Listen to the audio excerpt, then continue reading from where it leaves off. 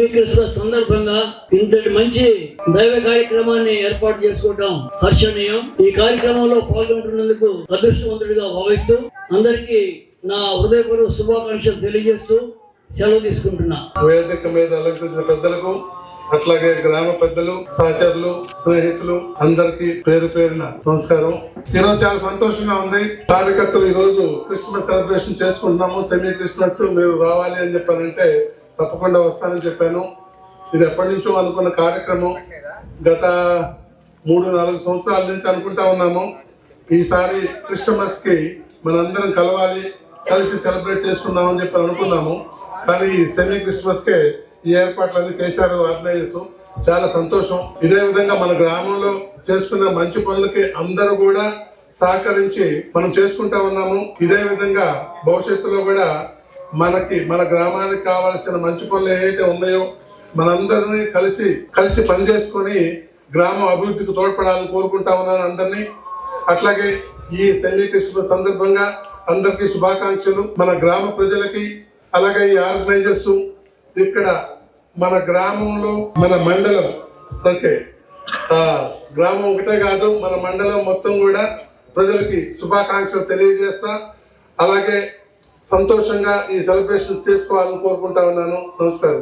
వేదిక మీద ఆశీనులైన మన కాలమంచి ప్రసాద్ గారు, అలాగే మన రామ్ గోపాల్, పూర్ణ, అగస్టిన్ గారు, శైలజ గారు, మన కొల్లా వీర చౌదరి గారు, వెంకట సుబ్బయ్య గారు, వేదిక మీద ఆశీనులైన ఇతర పెద్దలకి, అలాగే ఈ కార్యక్రమంలో పాల్గొంటున్న పాస్టర్స్కి, ఆర్గనైజర్స్కి, అలాగే పరిసర గ్రామాల నుండి విచ్చేసిన ప్రతి ఒక్కరికి పేరు పేరున హృదయపూర్వకమైన నమస్కారం. ఈ క్రిస్మస్ వేడుకల్లో పాల్గొనే అవకాశం కలిగించిన ఇక్కడ ఉన్న పెద్దలందరికీ కూడా మనస్ఫూర్తిగా కృతజ్ఞతలు తెలియజేస్తా ఉన్నా. ఈ సందర్భంగా చాలా కాలం తర్వాత అందరినీ కలిసే అవకాశం, చూసే అవకాశం ఈ వేదిక మీదుగా నాకు కలిగింది. మనస్ఫూర్తిగా అందరికీ కృతజ్ఞతలు.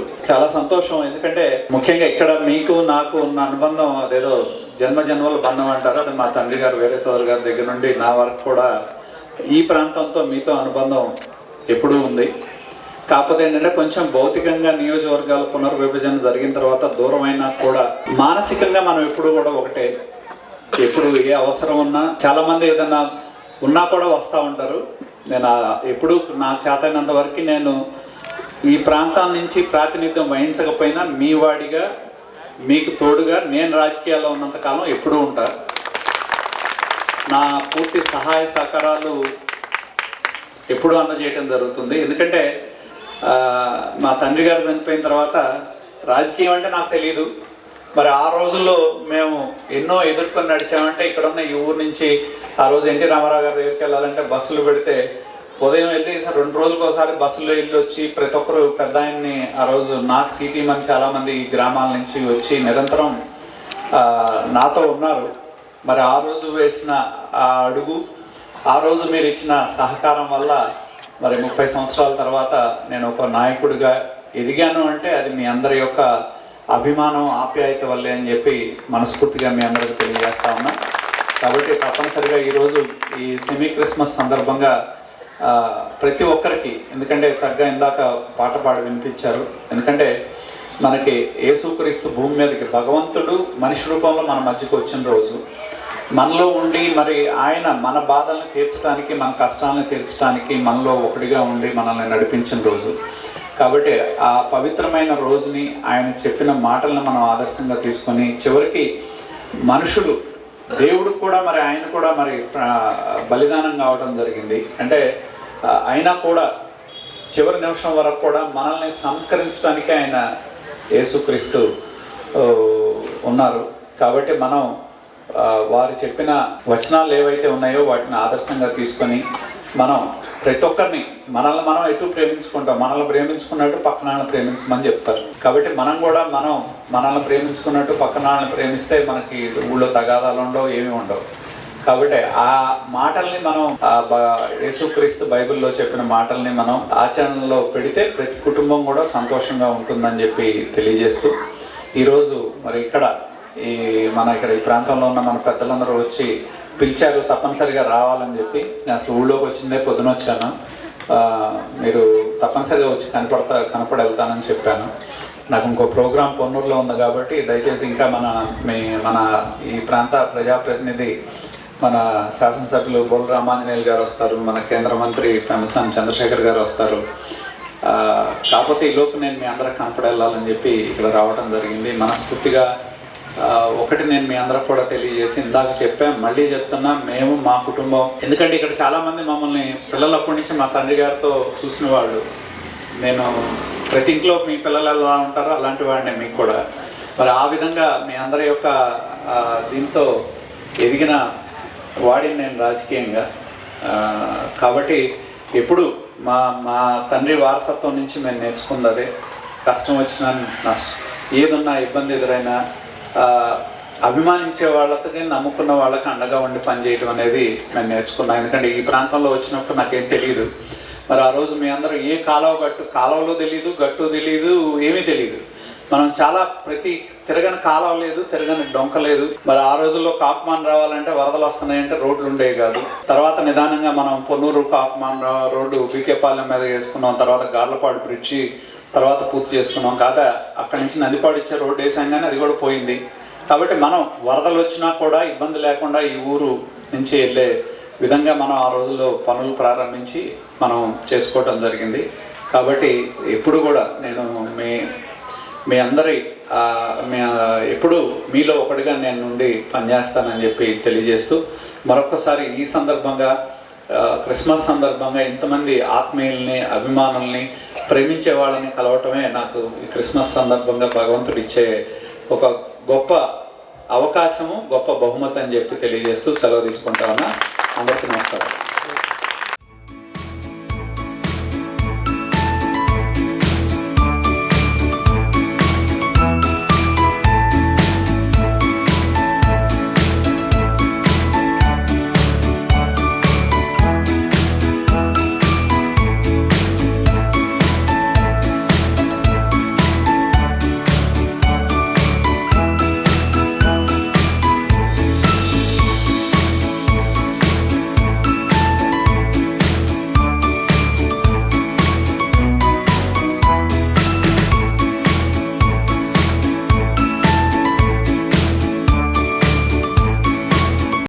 మీకు ఎవరైనా తెలిసినటువంటి వాళ్ళు తీసుకెళ్ళాలంటే ఈ నియోజకవర్గంలో నాకు తెలిసినటువంటి నాయకులు ఎవరు లేరండి, నాకు ఓటు మాత్రం ఈ నియోజకవర్గంలో ఉందని చెప్పారు.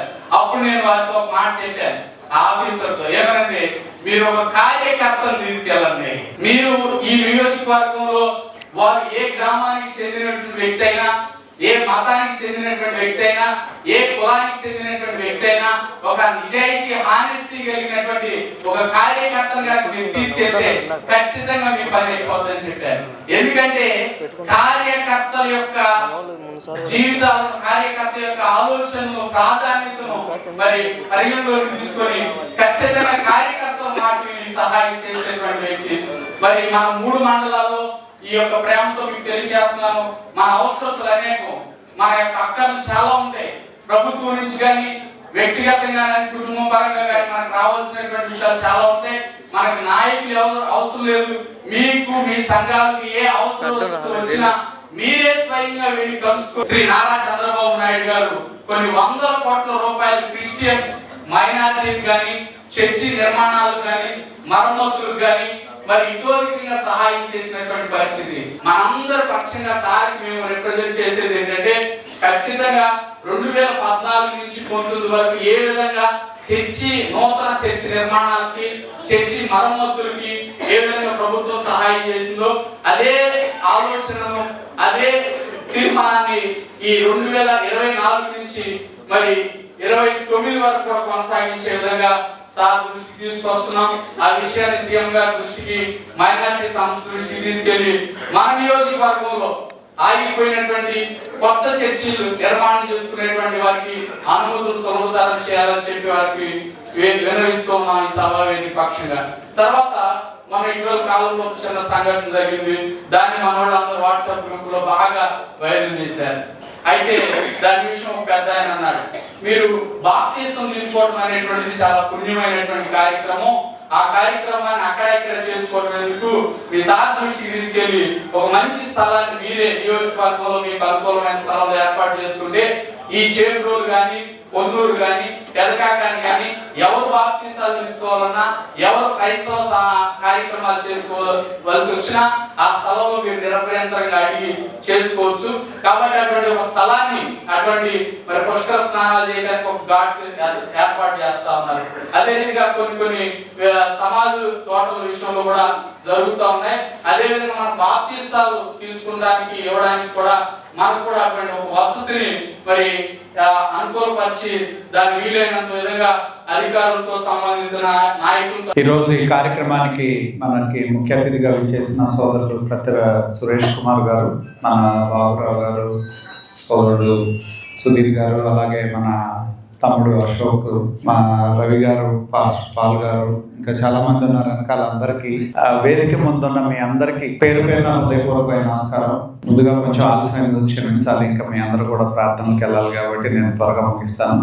కానీ ఇక్కడ నేను చెప్పదలుచుకుంది ఏంటంటే ఒక్కటే విషయాన్ని. ఎన్నికల ముందు చాలా మంది, మేము, మన పాల్ గారు, మిగతా వాళ్ళందరూ కూడా, మన సురేష్ గారు కూడా చాలా సందర్భాల్లో మీ అందరినీ కలవటం, మీ అందరినీ కూడా రిక్వెస్ట్ చేయడం జరిగింది. ఇక్కడే మా పాస్టర్ గారు ఉన్నారు, నన్ను అడిగారు ఆ రోజు, మీరు బీజేపీతో ఉన్నారు, మీకు ఏంటి గ్యారంటీ, అందరూ అది అంటున్నారు ఇది అంటున్నారని. నేను ఆ రోజు చెప్పాను, ఈ నియోజకవర్గానికి శాసనసభ్యుడిగా ఉంటే నేనుంటా, రాష్ట్రంలో అధికారం ఉంటే తెలుగుదేశం పార్టీ ఉంటుంది, కాబట్టి ఏ విధంగా ఇక్కడ ఈ నియోజకవర్గంలో బాధ్యత మాది అని చెప్పాను. ఆ రోజు చెప్పా, ఈ రోజు కూడా నేను తెలియజేస్తాను. ఎందుకంటే ఏది అవసరం ఉన్నా కూడా, ఎందుకంటే ప్రభుత్వ పరంగా మీకు అర్హత ఉన్న పథకాలు ఉంటాయి, కార్యక్రమాలు ఉంటాయి, వాటన్నిటి పరంగా మీకు కానీ మీ కుటుంబాలు కానీ ఎంతో మంది మీ దగ్గరకు ఎందుకు వస్తారంటే కష్టం వినేవాడు కావాలి. ఫస్ట్ ముందు కష్టం వచ్చినప్పుడు వినే వ్యక్తి కావాలి. ఆ వినేవాళ్ళు ఎవరంటే మీరే, దైవ సేవకులు. సరే, అది మనం భగవంతుడి పేరుతో వాళ్ళకి మంచి జరగాలని కష్టం విన్న తర్వాత ప్రార్థన చేస్తాం. ఆ భగవంతుడు కరుణించి వాళ్ళకి మంచి జరిగితే దేవుడి వల్ల మంచి జరిగిందని చెప్పి ఆ కుటుంబం కానీ వాళ్ళు కానీ భావిస్తారు. అటువంటి పవిత్రమైన దైవ సేవలో ఉన్నారు మీ అందరూ ఎంతో మంది. ఎందుకంటే చాలా మందికి నిత్య జీవితంలో ఎన్నో సమస్యలు వస్తూ ఉంటాయి, కష్టాలు వస్తూ ఉంటాయి, ఎన్నో రకాలుగా ఉంటాయి. వాళ్ళకి స్వాంతన చేకూర్చే 2 మాటలు చెప్పేవాళ్ళు, ఒక మంచి మార్గాన్ని నడిపేవాడు, వాళ్ళకి ఆత్మస్థైర్యాన్ని ఇచ్చి నడిపే మార్గాన్ని చూపేవాళ్ళే మీ అందరూ. కాబట్టి మీ అందరూ కూడా ఒక పవిత్రమైన కార్యక్రమంలో భాగస్వాములు అవుతున్నందుకు మనస్ఫూర్తిగా మీకు అభినందనలు తెలియజేస్తా ఉన్నా. అలాగే నేను కూడా చెప్పేది ఏంటంటే, చిన్నవి కొన్ని ఇందాక మనాళ్ళు చెప్పారు చేబ్రోల్ దగ్గర, నేను మీలాగానే పేపర్లో చదివాను. ఎందుకంటే అక్కడికి వెళ్ళినప్పుడు ఒక 100 మంది వెళ్తారు, ఎవరో స్థానికులు ఉంటారు, ఆ చుట్టుపక్కల ఎవరో పోలీసు వాళ్ళకి ఫోన్ చేస్తారు. దీనిలో ఎవరి ఉద్దేశాలు ఏమి ఉండవు, దీనిలో ఎవరో కావాలనో ఇంకోటి ఉండదు. ఒక చోట పోగైనప్పుడు ఏంటి ఒక 100-200 మంది ఉంది, నేను తర్వాత కనుక్కుంటే అలా జరిగిన సంఘటన అన్నారు తప్పితే దీనిలో ఇదవుతుంది ఇంకోటి అవుతుంది ముందే ఉద్దేశాలు పెట్టుకొని జరిగిన సంఘటన కాదని నేను అనుకుంటున్నాను. అప్పటికప్పుడు అక్కడ రోడ్డు మీద వెళ్ళేవాళ్ళు చాలామంది ఉంటాం మూలాన, స్థానికంగా పక్క గ్రామం వాళ్ళు అక్కడే ఉంటారు, రైతులు వాళ్ళు వీళ్ళు చూసి ఎవరో పోలీసులకు ఫోన్ చేసిందే తప్పితే దానిలో ఎవరు అడ్డం పడాలు జరగకూడదు, లేకపోతే ఈ కన్వర్షన్స్ ఆపాలను జరిగిన సంఘటన అయితే కాదు నాకు తెలిసినంతవరకు. అది అనుకోకుండా జరిగిన సంఘటన. దయచేసి మనం కూడా ఏంటంటే ఒకసారి సందర్భంలో కొన్ని వస్తూ ఉంటాయి, వాటిని మనం ఒక ఆలోచనతో, మంచి ఆలోచనతో ఏంటి అనేది ఆలోచన చేసి ముందుకు వెళ్ళాలి తప్పితే దీనిలో ఏదో అడ్డం పడి కన్వర్షన్స్ ఆపుతున్నారనో లేకపోతే అడ్డం పడ్డారనో భావన కూడా కరెక్ట్ కాదనేది నా ఉద్దేశం. అలాగే నేను కోరేది ఏంటంటే ఖచ్చితంగా, ఎందుకంటే ప్రభుత్వం వచ్చిన తర్వాత ప్రభుత్వ పరంగా గతంలో మనం చాలా చర్చల నిర్మాణానికి ఇచ్చాం. నేనేమంటానంటే ప్రభుత్వం ఎప్పుడు ఇస్తుంది అనేది నేను చెప్పను, కానీ దానికి కావాల్సిన ఎస్టిమేట్లు, పేపర్లు పంపించడాలు, ఈ ప్రొసీజర్ మొత్తం పూర్తి చేద్దాం. ప్రభుత్వం ఎప్పుడో ఏదో సందర్భంలో డబ్బులు ఇచ్చినప్పుడు మనకు సంబంధించిన ప్రతిపాదనలు మనం ప్రభుత్వం దగ్గర పెడితే ఇచ్చినప్పుడు మనం ముందుండి ఆ డబ్బులు తీసుకునే అవకాశం మనకు కలుగుతుంది. కాబట్టి ఆ విధమైన సహకారం మీకు ఒక ఎస్టిమేట్స్ వేసే దానిలో కానివ్వండి, లేదా ఏదైనా పేపర్ పరంగా ఒక పేపర్ మీకు ఎంఆర్ఓ నుంచి కావాలన్నా, పంచాయతీ నుంచి కావాలన్నా, అటువంటిది ఏదైనా ఉన్నా మాకు తెలియజేస్తే తప్పనిసరిగా మన వాళ్ళు ఉన్నారు కాబట్టి వాళ్ళందరూ అశోక్ ఉంటాడు, మీరు ఎవరైనా సరే ఎవరికి చెప్పినా మా వంతు సహకారం మీకు అందజేయడం జరుగుతుందని చెప్పి ఈ వేదిక మీదుగా తెలియజేస్తా ఉన్నా. అదేవిధంగా నేను మీ అందరూ కూడా ఈ క్రిస్మస్ సందర్భంగా ప్రతి ఒక్కరికి పేరు పేరున హృదయపూర్వకమైన శుభాకాంక్షలు తెలియజేస్తా ఉన్నా. ఎందుకంటే పవిత్రమైన ప్రభు యేసుక్రీస్తు భూమి మీద జన్మించిన రోజు, క్రిస్మస్ అనేది. మరి ఈ ప్రపంచ మానవాళికి ఒక మార్గాన్ని చూపిన మహానుభావుడు యేసుక్రీస్తు. మరి ఆయన ప్రబోధనలు ఏవైతే ఉన్నాయో బైబిల్లో ప్రబోధించిన వాటిని మనం జీవితంలో వాటిని ఆ బైబిల్లో ఏముంది, ఎలా ఉండాలనేది చెప్పేది మీరే, నా ముందున్న మీరే. కాబట్టి ప్రతి మనిషిని, ప్రతి కుటుంబాన్ని ఒక మంచి నడవడికలో నడిపించే దానిలో, మరి ఆ దేవుడు సూచించిన మార్గంలో నడిపించే దానిలో మీరు క్రియాశీలకమైన పాత్ర మీ అందరూ కూడా పోషిస్తూ ఉన్నారు. తప్పనిసరిగా మా వంతు సహకారం మీ అందరికీ ఉంటుంది. మరి ఏ విషయం ఏది ఉన్నా కూడా మీ అందరికీ నా వంతు సహకారాన్ని ఎప్పుడూ అందజేస్తా. ఇందాక చెప్పినట్టు మీరు ఏదున్నా నాకు ఒక సమాచారం తెలియజేస్తే చాలు. ఏ అవసరం ఉన్నా, ఏ కష్టం ఉన్నా, మాకు ఈ అవసరం ఉందని చెప్తే తప్పనిసరిగా స్పందించి మీకు ఆ పని చేయించే విధంగా నేను చేస్తానని చెప్పి ఈ వేదిక మీద తెలియజేస్తే, మరొకసారి ఈ క్రిస్మస్ సందర్భంగా మీ అందరూ కూడా, ఎందుకంటే మనల్ని మీరు నాకంటే క్రిస్మస్ ఏంటి, గొప్పతనం ఏంటి, భగవంతుడు ఏంటి, భగవంతుడు చూపెట్టిన మార్గం ఏంటి అనేది నేను నాకంటే కూడా మీరు బాగా చెప్పగలరు. మరి ఎంతోమందికి సమాజంలో ఎంతోమంది కుటుంబాలని చైతన్యవంతులను చేస్తూ ఆ ప్రభువు మార్గంలో నడిపిస్తున్న మీ అందరికీ ఈ క్రిస్మస్ సందర్భంగా శుభాకాంక్షలు తెలియజేస్తూ, ఈరోజు మనకి కొడాల విజయ్ కుమార్ గారు వచ్చారు. మరి కింద కలిశాను నేను ఆయన్ని. వారికి, అలాగే మన ఈరోజు ముఖ్య అతిథిగా వచ్చేసిన సురేష్ గారికి, మిగతా మీ అందరూ కూడా పేరు పేరున హృదయపూర్వకమైన క్రిస్మస్ శుభాకాంక్షలు తెలియజేస్తా ఉన్నా. అందరికీ పేరు పేరున హృదయపూర్వకమైన నమస్కారం. Thank you.